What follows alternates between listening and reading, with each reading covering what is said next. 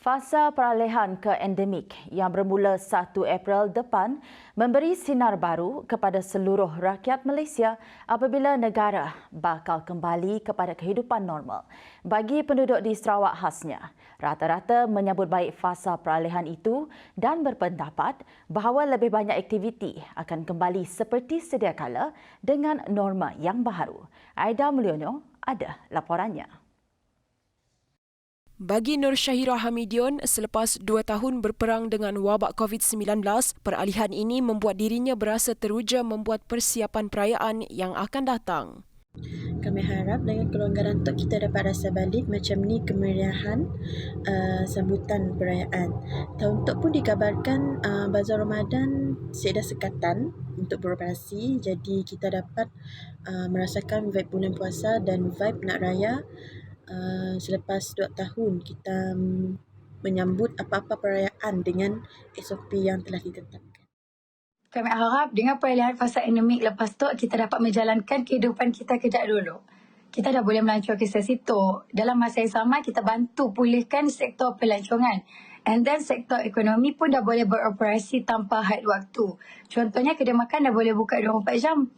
Jadi walaupun lepas tu SOP kita dah strict kejap dulu, kita still mesti jaga SOP demi keselamatan semua.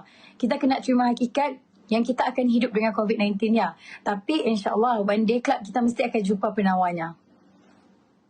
Bagi seorang mahasiswa Institusi Pengajian Tinggi Awam Abdul Muzaffar Adnan, kehidupan dalam norma baharu sejak 2 tahun lepas menjadikannya lebih terbuka dalam menyesuaikan diri dengan keadaan semasa.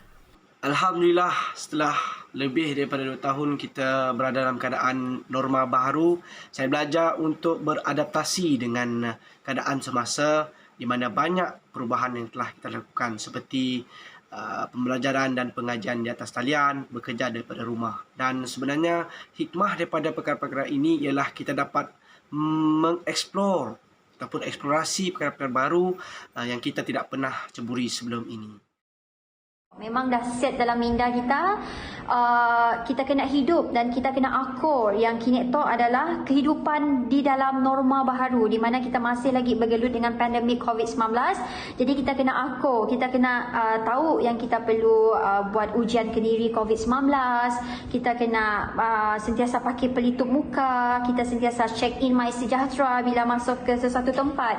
Jadi semuanya dah rasanya perkara yang biasa, perkara yang dah membebankan sebenarnya sebab dah 2 tahun pandemik tu. Jadi yes, kita memang dah serasi dah dengan norma baharu tu.